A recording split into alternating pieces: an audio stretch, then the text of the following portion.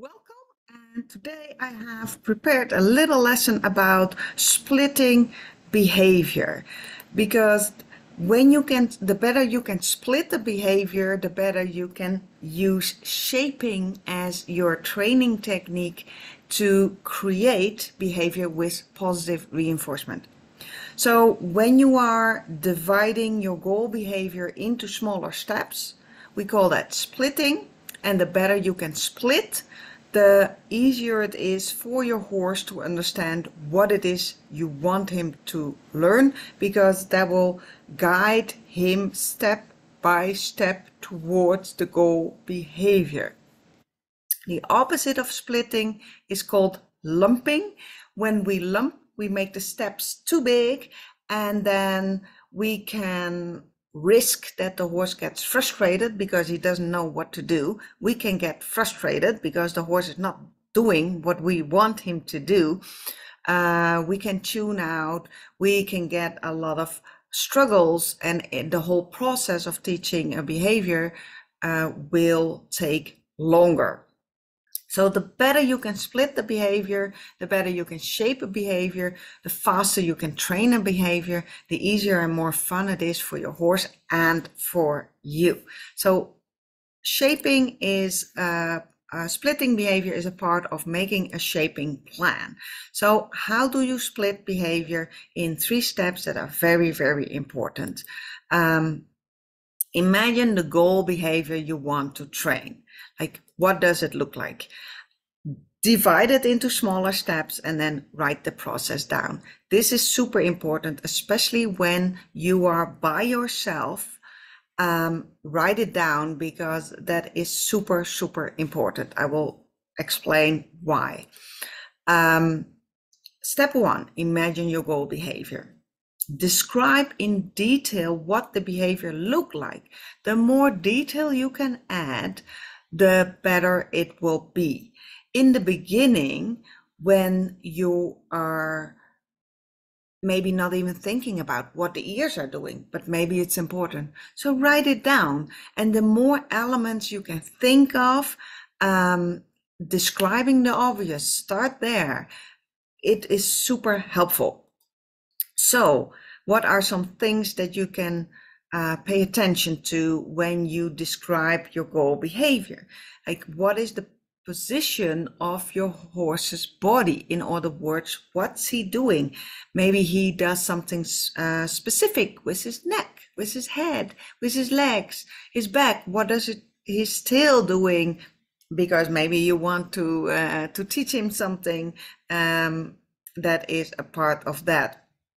The front quarters, the hind quarters, all those details. Be as specific as possible.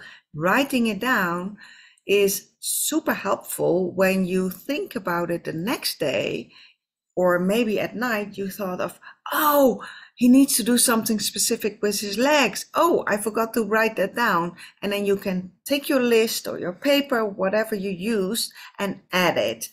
And that's the advantage of writing things down. It's easier to add and to think where you forgot to, what you forgot to think about. Then the movement of the body, or maybe no movement, depending on the goal behavior that you have in mind. Is there movement in that goal behavior that you want to train? And if so, what does it look like?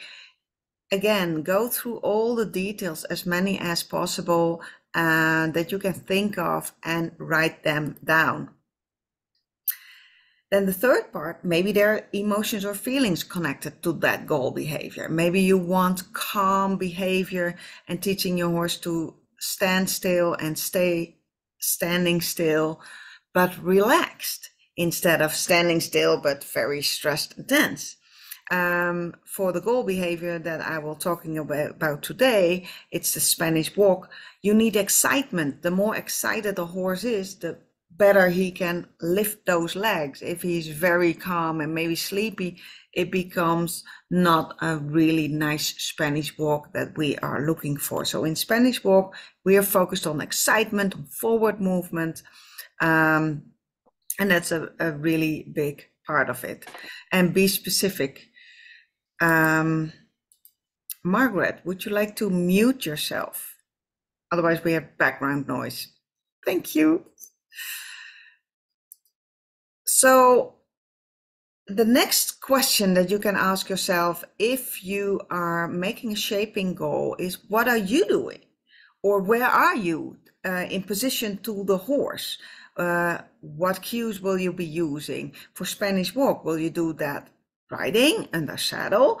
Or would you like to be standing next to the horse, maybe on the long rein, maybe at liberty?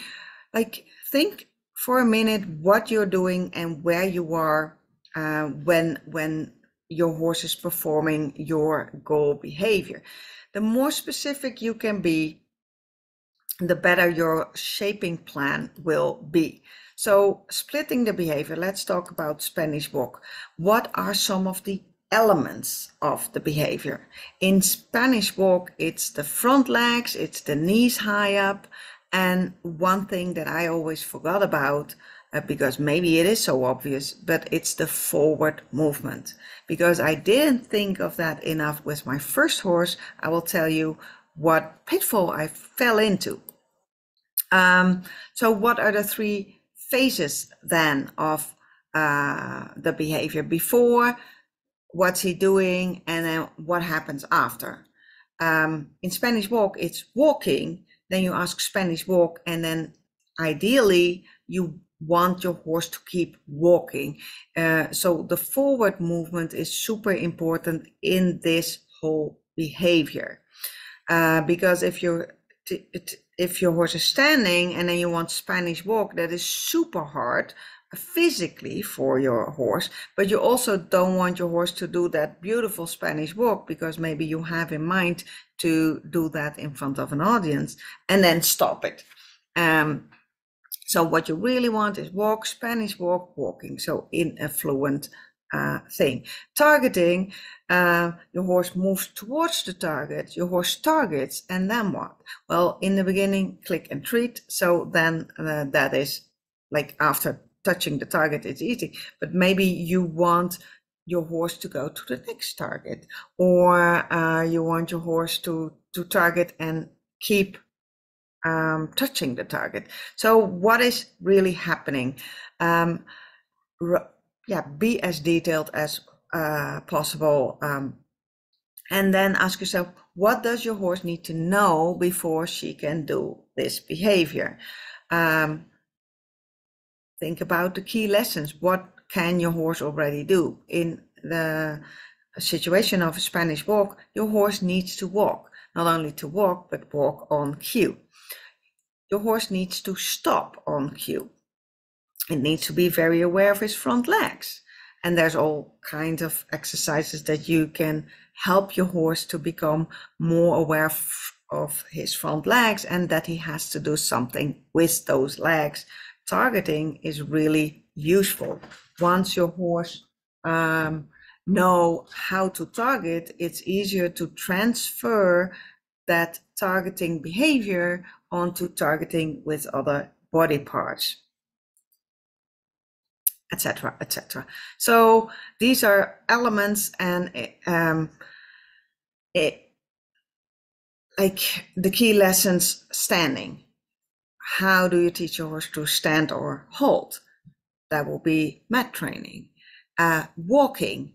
You can use key lesson targeting to teach your horse to target, and so on. So these are some of the elements. You don't need to know everything, but this is the part where it's good to discuss with other people what are the elements and what does your horse need to know in order to come to the goal behavior.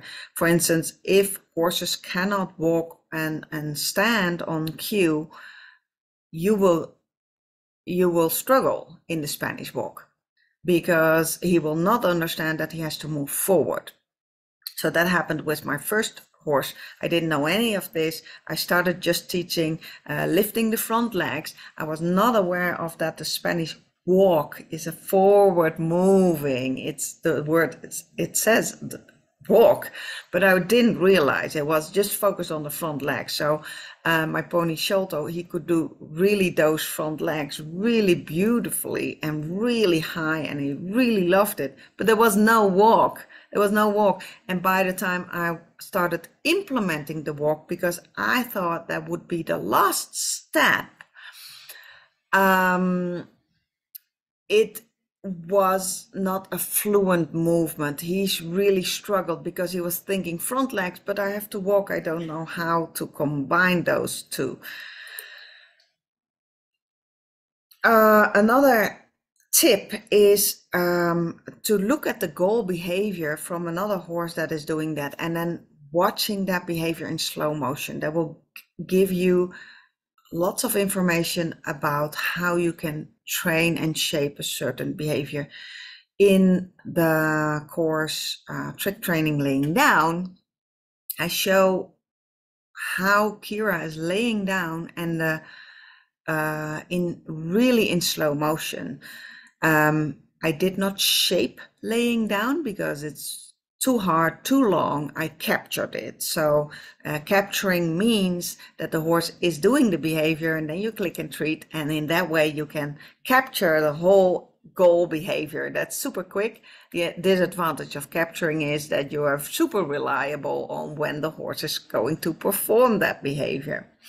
But for instance, if you want to shape laying down and you watch how a horse lays down in slow motion, it always starts with bringing the head down. They always sniff, and they want to look, and they want to decide where they want to go down. But not only that, it's also a matter of balance, because when they bring the head down, then they can bring the hindquarters, the hind legs underneath their center of gravity, and therefore they can bend the front legs. I did not know that before I watched how this happened in slow motion.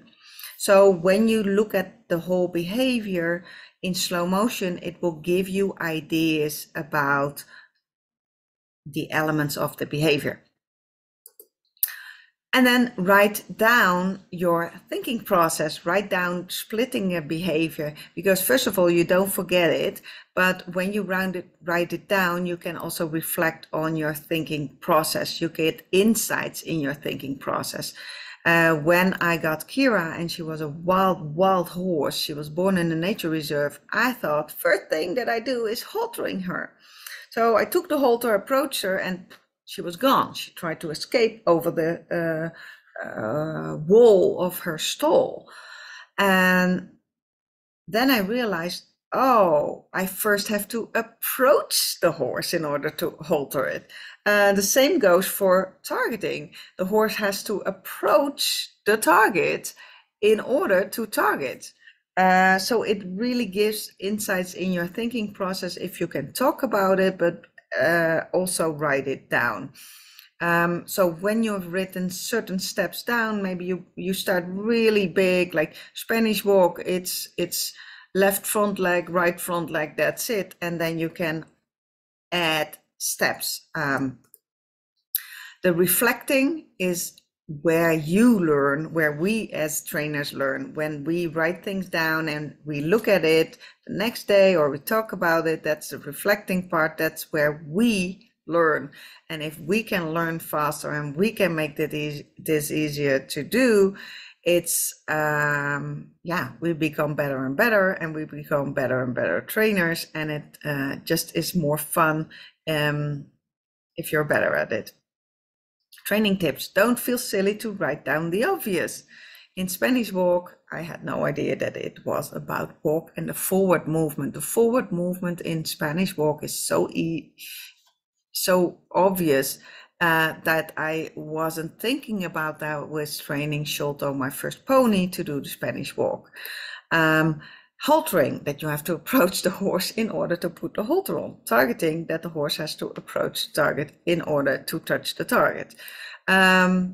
Watching the behavior in slow motion can give you really, really valuable insights. I did not realize that the head, lowering the head was acting as a counterbalance for the hind legs moving more towards the center of gravity, so that then the front legs could bend. So yeah, that's really valuable to, if you have that, if you are in that position that you see a video of that goal behavior, yeah, watch it in slow motion, see what you see. And then also ask what happens before this goal behavior can happen. In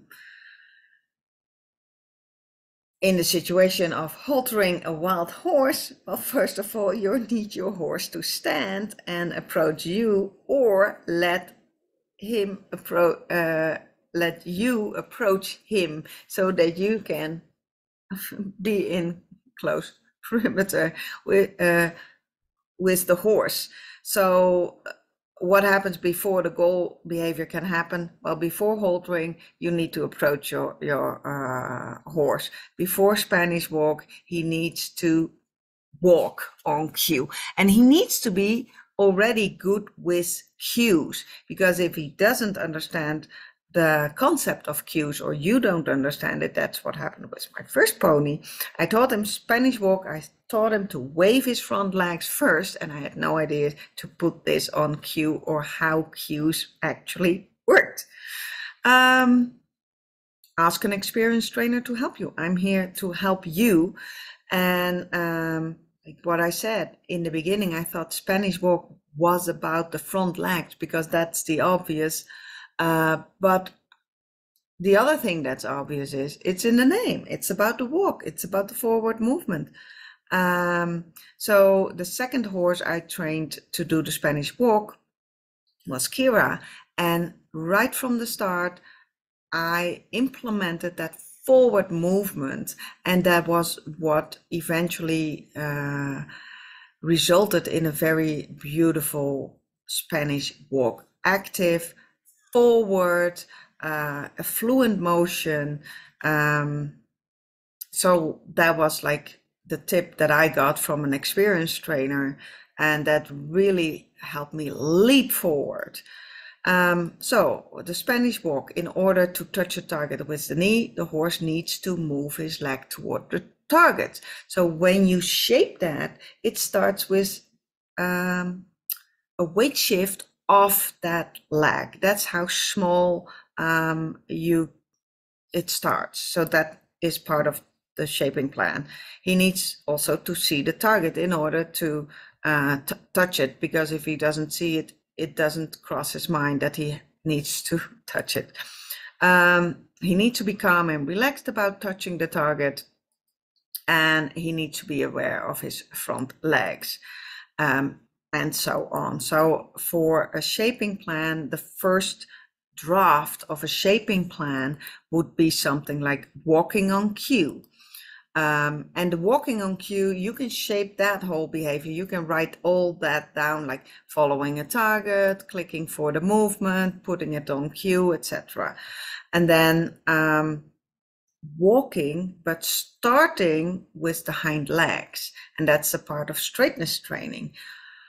If a horse, most horses, unbalanced horses, when they stand still and start walking, they start with a front leg, because the weight is on the front. But if they are more trained, more athletic, you can shift that weight to the hindquarters, and then they can start walking with a hind leg, because they are more balanced. This is just a whole thing that I started with Kira, and it was super interesting to teach her to start walking from a standstill with the hind leg. But it also makes the hind legs stronger. They need that for Spanish walk, because the balance need to be on the hindquarters in order to lift the front quarters up and stretch that leg. The next step in the shaping plan, that you can also divide into smaller steps depending on your horse. Knee targeting with one front leg. So that starts with a weight shift, with lifting the leg, higher knee position, on cue, which is the target, because that's the easiest to fade out. And if there is no, excuse me, if there's no cue from the target, like for instance the pool noodle, then your horse won't offer that behavior when you don't ask it, because this can be a very dangerous behavior if you walk in front of your horse or you want to clean his feet and suddenly you think Spanish walk, because that's what we practice, Spanish walk, Spanish walk. So therefore, the working cue for the Spanish walk, I want it really connected to the tool, the target I'm using. No target, no behavior. And that's easy for your horse to understand. Then you start teaching knee targeting the other front leg. Then a polka, which means normal step, one step Spanish walk with one leg, another step, and then one step with the other leg Spanish walk. And this is how you can create a forward movement. You help your horse to keep his balance by just adding normal steps in between the Spanish walks. And it's also very, it costs a lot of energy, the Spanish walk. And then you fade out the polka and you stay with the Spanish walk, and then you can do 2 steps Spanish walk, walk, and then 3 steps Spanish walk, walk, 4 steps Spanish, and then that's where you build that duration. And then somewhere in that process, when you are about this far, you put it on a final cue. So then you fade out the pool noodle or the target what you used, and then immediately it's already on a cue, and they won't start to offer it when you don't ask it, which is super important for potentially dangerous behaviors like Spanish walk or rearing or other things that could be dangerous. Increase duration, and then as always, the last part of training a behavior is the context shifts. Context shifts are really from starting to train, like with the lifting of the front legs. I start that in one part of the round pen in the middle, and that's where I always do that a few days after each other, so your horse knows, okay, I'm in the middle of the round pen, this is what she wants. So the environment is part of the cue as well, together with the target. But the context shift is also like, then you have to transfer the behavior on the long range. I started training Spanish walk at Liberty. Then I had to transfer it on the long range, because suddenly it's like, now you're walking behind my hip instead of walking behind my shoulder. What is it that you want me to do? And then you want the Spanish walk under saddle. So you not only have to transfer the cue, I also had to train new cues, because I wanted the Spanish walk on riding aids. So I have some videos for you. I don't think there's sound with it. Oh, there is sound with it. I'm not sure if you can hear the click.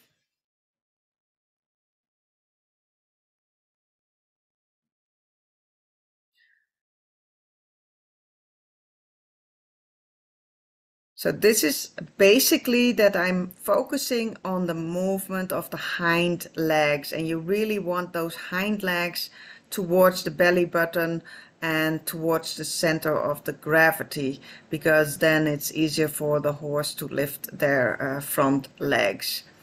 So this is some progress, step with the hind legs. So this is in the beginning. It doesn't look like the end behavior yet, but this is really to show you how the movement is important. This is a short video about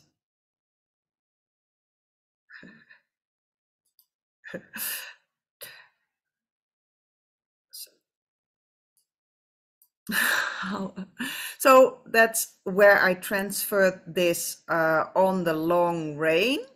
That's why I have my right hand high up, because I'm not really steering. I'm just asking her to do this on the long rein. And this is a little bit further in the training. I'm instructing my 6-year-old son to push the record button.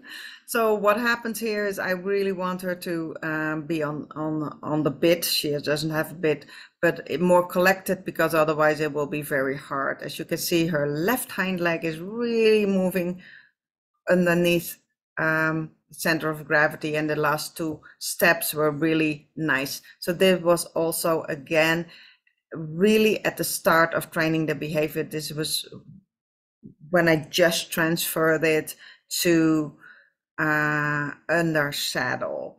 Let's see the next. So this was the part about shaping behaviors. Any questions? Let me wait. Stop sharing. Where are you?